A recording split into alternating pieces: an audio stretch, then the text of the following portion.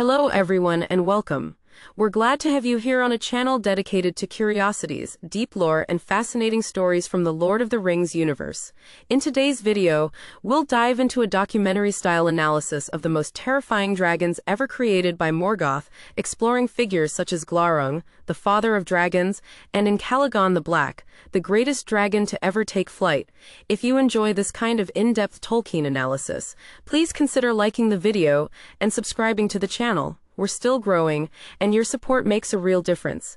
Now, let's journey back to the First Age and uncover how Morgoth's dragons reshaped the fate of Middle-earth. In the early wars of the First Age, Morgoth found himself locked in a long and brutal stalemate. The Noldor, newly returned to Middle-earth, held him in check, hemming his forces within the fortress of Angband for nearly 4 centuries. Orcs alone were no longer enough to break the siege, and Morgoth understood that victory would require a weapon unlike anything his enemies had faced before. From this need arose one of the most dreadful creations in the history of Arda, the dragon Glaurung. Glaurung, later known as the father of dragons, was not yet the towering terror he would become. Unlike the winged dragons of later years, he was a creature of the earth, vast and serpentine, bred for fire and domination. In the year 260 of the First Age, still young and not fully grown, Glaurung defied Morgoth's command and emerged prematurely from Angband. His sudden appearance shocked the Noldor, and though his strength was incomplete, he drove them back from Ardgalen, forcing a retreat toward Dorthonion and the Erd-Wethrin. For a brief moment, it seemed as though Morgoth's new weapon might tip the balance of the war. Glaurung's fire scorched the plains, and fear spread quickly among the elves. Yet his triumph was short-lived. Fingin, High King of the Noldor, arrived swiftly with mounted warriors, surrounding the dragon and wounding him. Humiliated and driven back, Glaurung fled to Angband, and Morgoth realized the cost of revealing his greatest weapon too soon. Enraged and calculating, Morgoth forbade Glaurung from leaving Angband again for nearly 2 centuries. There, in the deep pits and furnaces of the Dark Lord's realm, the dragon grew to his full and terrible strength. When Glaurung would next emerge, he would no longer be an impulsive terror, but a perfected instrument of destruction, ready to reshape the fate of Beleriand itself. In the year 455 of the First Age, Morgoth finally unleashed Glaurung once more. Now fully grown, the father of dragons led the greatest host Angband had yet assembled, a vast army of orcs supported by Balrogs and crowned by the dragon's terrible presence. Glaurung poured forth into Ardgalen, and this time there was no stopping him. Fire swept across the plains, and the once green land was utterly destroyed, transformed into the desolate wasteland that would be known forever after as Anflith. 17 years later came the final and most desperate attempt of the Free Peoples to break Morgoth's power. The Union of Maedhros gathered elves, men, and dwarves into a massive alliance, marching on Angband from east and west in what would become the Nernaeth Arnudiad, the Battle of Unnumbered Tears. For a time, hope endured, but on the third morning of the battle, Morgoth revealed his decisive move. Glaurung and his brood entered the field, and terror spread through the armies of elves and men as their formations broke under the dragon's assault.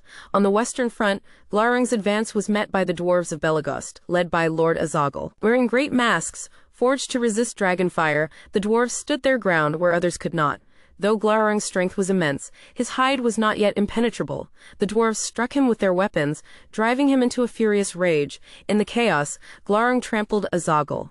But with his last strength, the dwarven lord thrust a knife deep into the dragon's belly. Wounded and enraged, Glaurung withdrew from the field, though the battle itself was already lost. The Nernaeth Arnudiad ended in catastrophic defeat for the Free Peoples. Countless elves and men fell, and Morgoth emerged as the undisputed master of northern Beleriand.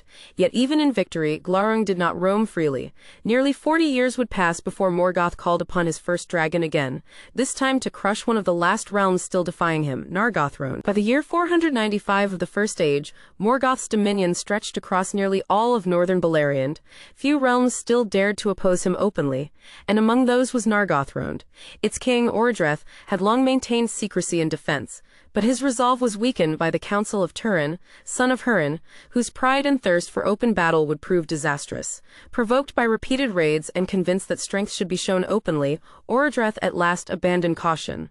Morgoth saw his opportunity and acted without delay. He sent Glaurung, now unmatched in power, at the head of a great host of orcs toward Nargothrond.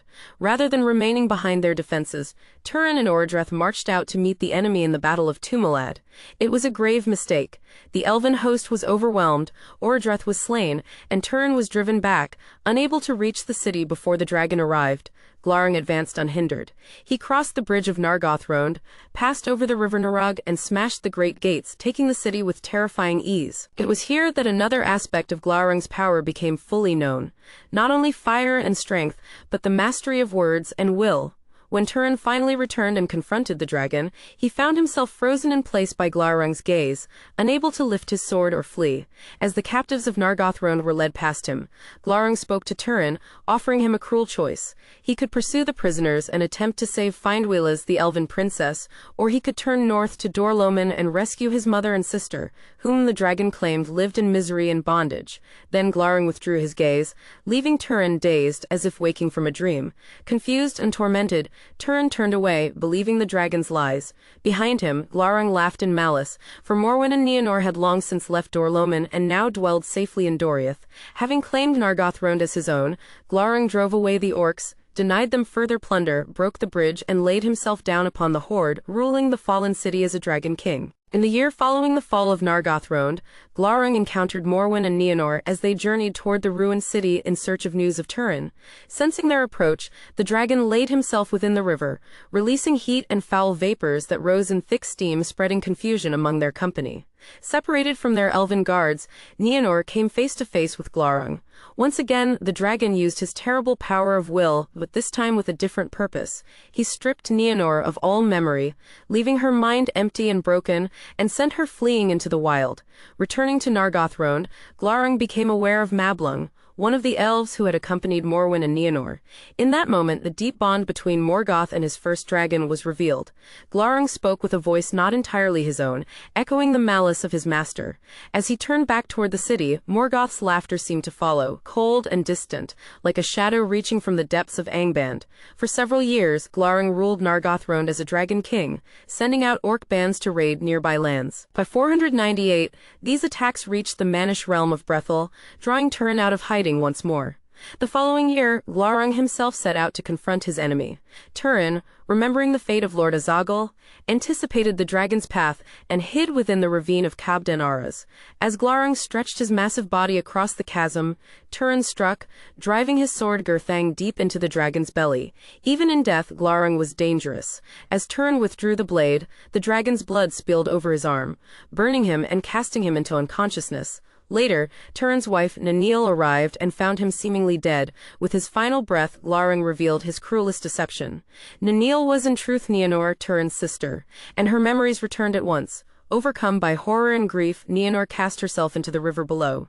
Turin awoke soon after, learned the truth, and fell upon his own sword. With the death of Glaurung, Morgoth lost his first and most cunning dragon, but the shadow of dragons was far from ended. With the death of Glaurung, Morgoth suffered a significant blow, losing not only his first dragon but also one of his most cunning servants. Yet the age of dragons was far from over. Other dragons, known collectively as Glaurung's brood, whether born of him or simply of the same dread kind, continued to serve Morgoth's will. These creatures would bring ruin in later battles, proving that Glaurung had been only the beginning. Just 11 years after Glaurung's fall, Morgoth struck again, this time against the last great hope of the Noldor. At last, he had discovered the hidden city of Gondolin. With brutal precision, he launched an overwhelming assault, sending forth a vast host of orcs, balrogs, and dragons. The attack came as a devastating surprise. Gondolin was breached, much of its people were slain, and the city itself was destroyed in fire and blood. Though the exact number of dragons involved is unknown, they were said to be many and terrible, adding to the horror of Gondolin's fall. Aside from Glaurung, only 2 dragons of the First Age are named in the histories. One is Gustir, whose name means Dreadglance, though little else is known of him. The other would not appear until the final and greatest conflict of the age, the War of Wrath, which began in the year 545. At last, the Valar moved openly against Morgoth, sending the host of Valinor into Middle-earth. Elves, men, Maiar, and perhaps even Valar themselves marched to war against Morgoth's countless armies of orcs and his remaining Balrogs. This war raged for 40 years, reshaping the lands of Beleriand. In its final years, as defeat loomed, Morgoth unleashed his last and most terrible creation, the winged dragons, never before seen in Middle-earth. Leading them was Ancalagon the Black, the largest and most powerful dragon the world had ever known. Fire and lightning filled the skies as the winged dragons drove back the host of Valinor. And for a moment, Morgoth's victory seemed near. But hope came from the heavens. Irandil, father of Elrond and Elros, arrived in his flying ship, accompanied by the great eagles led by Thorondor. After a day-long battle in the air, Irandil slew Ancalagon the Black, casting him down upon the towers of Thangorodrim and breaking them in his ruin. With Ancalagon's fall, Morgoth's last hope was shattered. With the fall of Ancalagon the Black, the tide of the War of Wrath turned decisively. The host of Valinor reclaimed the skies and pressed their advantage on the ground, overwhelming what remained of Morgoth's armies. Orcs were slaughtered or scuttered, Balrogs were destroyed, and the power of Angband was finally broken. At last, Morgoth himself was captured, bound with the chain Angainer, and cast through the door of night into the timeless void beyond the world. His long reign of terror in Middle-earth came to an end, yet not all of Morgoth's servants were utterly destroyed. A few remnants escaped the final ruin, fleeing into shadow and exile. Among them were orcs, Sauron, a lone surviving Balrog, and some of the dragons who had avoided destruction in the final battles. These dragons fled far from the lands of elves and men, retreating into the frozen and desolate regions of the far north. There, in the northern waste, they found refuge. Over time, they infested and bred in a harsh region that would later be known as the Withered Heath. Though diminished from their former might, the legacy of Morgoth's dragons endured. From these cold wastes would arise new generations of fire drakes, creatures shaped by ancient malice and hunger for gold.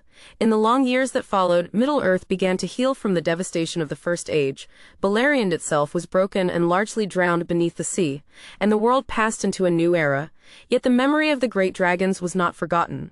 Their shadow lingered in song, legend, and fear, a reminder of a time when Morgoth's will reshaped the fate of the world through fire and terror. In the Third Age, the descendants of those ancient dragons would once again trouble the free peoples. From the Withered Heath came powerful beasts that plagued the dwarves of the north, guarding stolen hoards and spreading ruin wherever they settled. Among them was Smaug, whose name would become synonymous with dragonkind in later ages. Thus, while Glaurung and Ancalagon the Black belonged to the distant past, their legacy endured. The dragons of Morgoth had fallen, but the fire they unleashed upon Middle-earth would burn in memory and myth long after the First Age had passed into history.